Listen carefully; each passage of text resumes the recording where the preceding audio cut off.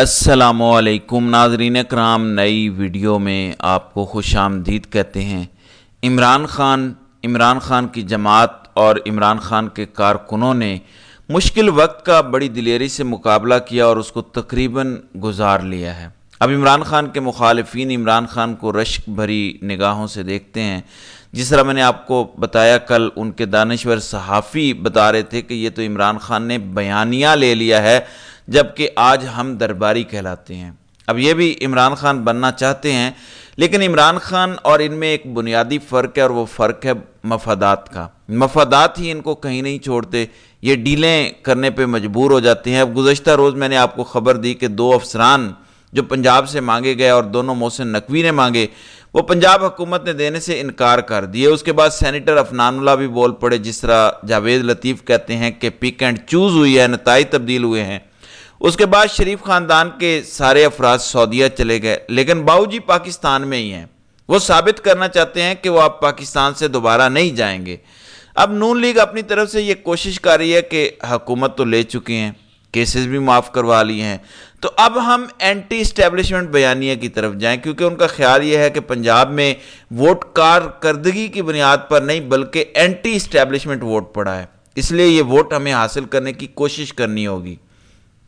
مسئلہ یہ ہے کہ آپ نے جو گند کیا ہے پچھلے سارے عرصے میں، آپ نے عمران خان کی حکومت گرائی، آپ نے اس کے بعد جو ڈیلے ماری، جو لندن پلان کیا، یہ ساری چیزیں آپ کا پیچھا کبھی نہیں چھوڑیں گی۔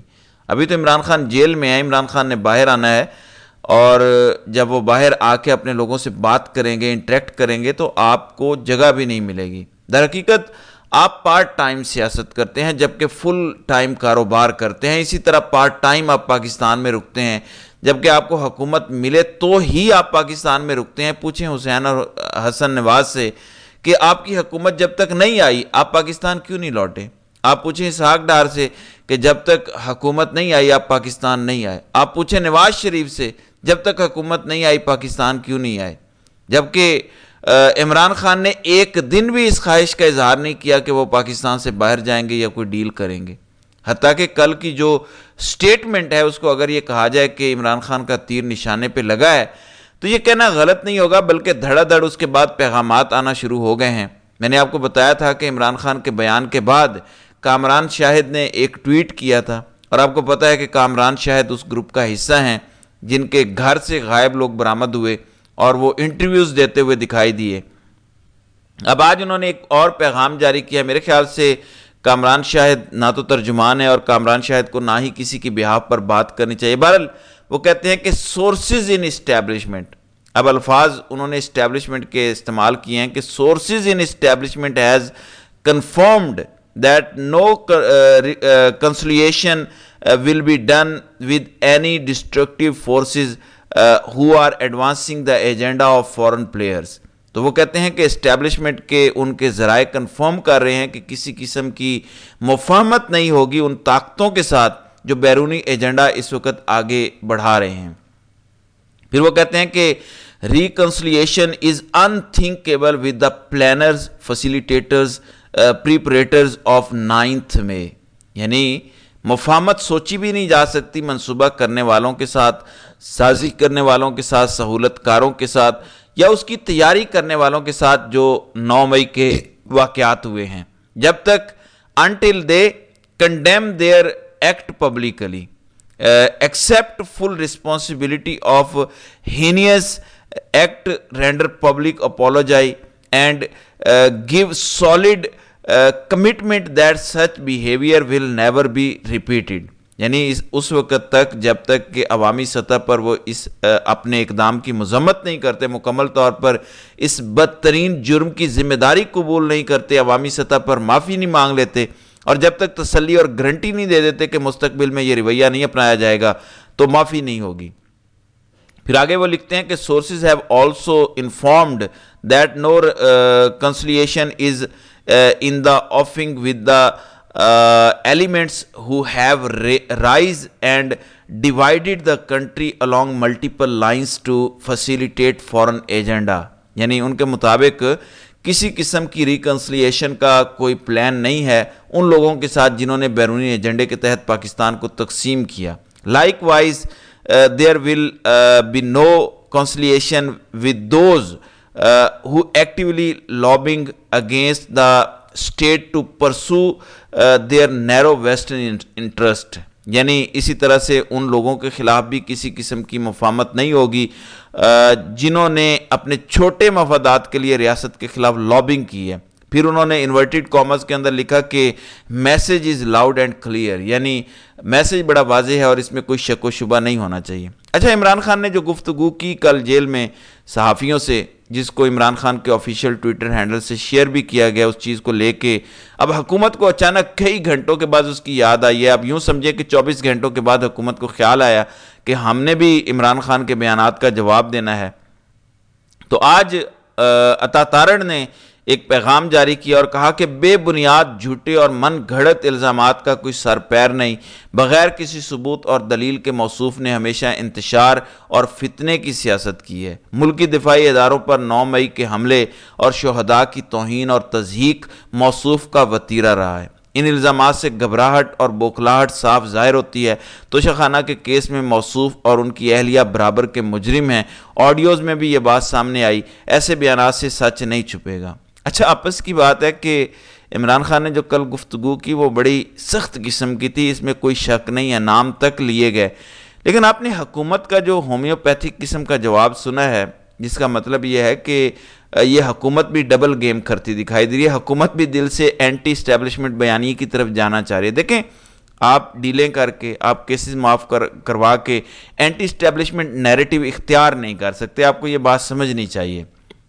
صورتحال یہ ہے کہ ٹی وی پر بیٹھ کے نواز شریف کی جو ہو رہی ہے، اور نواز شریف سمجھتے ہیں کہ وہ آخری عشرہ رمضان کا سعودی عرب نہیں جائیں گے تو عوام میں بڑے مقبول ہو جائیں گے. رات کو منصور علی خان یہی کہہ رہے تھے کہ اگر نواز شریف کے اندر گریس ہوتی تو وہ کہتے دیکھو میں سیٹیں ہار چکا ہوں، 130 والی لاہور والی جو سیٹ ہے وہ بھی میں ہارا ہوں، لہٰذا میں سیاست چھوڑنے کا اعلان کرتا ہوں اور میں اب اس سسٹم کا حصہ نہیں رہوں گا. لیکن نواز شریف نے بڑی ڈھٹائی کے ساتھ یہ فیصلہ کیا کہ وہ اس سسٹم کا حصہ رہیں گے. تو اس پر فوری طور پر افتخار احمد جو ساتھ بیٹھے ہوئے تھے، انہوں نے کہا نہیں، یہ تو آپ کی رائے ہے. یعنی ان کے کہنے کا مطلب تھا کہ نواز شریف لاہور میں جیت گئے. اللہ جانتا ہے جو یہ ہمارے اس قسم کے ٹاؤٹ قسم کے جھوٹے صحافی بیٹھ کر گفتگو کرتے ہیں، معلوم نہیں کہ ان کے پیچھے ان کے مقاصد کیا ہوتے ہیں.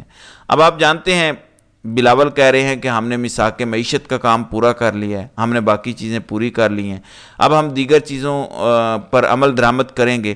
اب اس میں ایک چیز یہ ہے، انہوں نے یہ فیصلہ کیا ہے کہ اب عدالتی اصلاحات کی جائیں گی.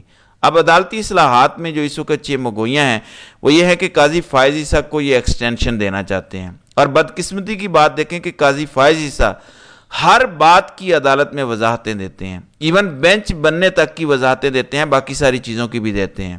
لیکن انہوں نے ایک بار بھی نہیں بولا کہ اگر حکومت ایکسٹینشن دینا چاہتی ہے تو میرا اس سے کوئی تعلق نہیں ہے یا میں ایکسٹینشن نہیں لوں گا. قاضی صاحب نے ایک بار بھی یہ نہیں کہا. لیکن پاکستان تحریک انصاف بڑا کھل کر کہہ رہی ہے کہ ہم کسی قسم کی ایکسٹینشن قبول نہیں کریں گے. اور علی بخاری کہتے ہیں کہ اس توسیع کے خلاف پارٹی کی سطح پر بھی یہی موقف ہوگا اور ہمیں یہ توسیع کسی صورت قابل قبول نہیں ہوگی. بالکل قاضی صاحب اگر توسیع کی طرف جائیں گے تو پھر دم دم مست قلندر ہوگا اور عوامی سطح پر اس توسیع کی مخالفت کی جائے گی. تو قاضی صاحب تو صبح تو اس توسیع کو لے کر کہیں کہ نہیں رہیں گے. میرے خیال ہے کہ ان کو آگے بڑھنا چاہیے، ان کو بتانا چاہیے کہ میں بالکل بھی توسیع لینے کا ارادہ نہیں رکھتا، میرے پلانز میں شامل نہیں ہے. دوسری جانب پیپلز پارٹی کے کیا ہی کہنے ہیں. صدر پاکستان آصف زرداری ان کے ہیں، وہ ملاقات کرتے ہیں آرمی چیف سے، اس کے بعد وہ سٹیٹمنٹ جاری کرتے ہیں ایک سیاسی جماعت کے خلاف، اور وہ کہتے ہیں کہ ایک سیاسی جماعت جو حملے کر رہی ہے اس کو برداشت نہیں کیا جائے گا. بھائی اس سیاسی جماعت کی مخالفت آپ کریں، سیاست کریں، لیکن قومی اداروں کی آڑ میں کیوں چھپ کے اپنی سیاست چمکاتے ہیں؟ یہی بات کل عمران خان نے کی کہ آپ کو اگر یہ دیکھنا ہے کہ فوج کی پاپولیرٹی کیا تھی تو ہمارے دور میں دیکھیں آسمان پر تھی. آپ پیپلز پارٹی مسلسل لمبے عرصے سے سندھ میں برسر اقتدار ہے، لیکن آپ اندازہ کریں کہ پیپلز پارٹی نے فوج سے یہ کہا ہے جب ان کی اپنی حکومت ہے کہ آپ وہاں پہ ایکشن لیں اور سندھ سے جرائم کا خاتمہ کریں. سندھ سے جرائم کا خاتمہ ہو گیا تو بہت ساری چیزوں کا خاتمہ ہو جائے گا، تو ذرا غور کیجئے گا.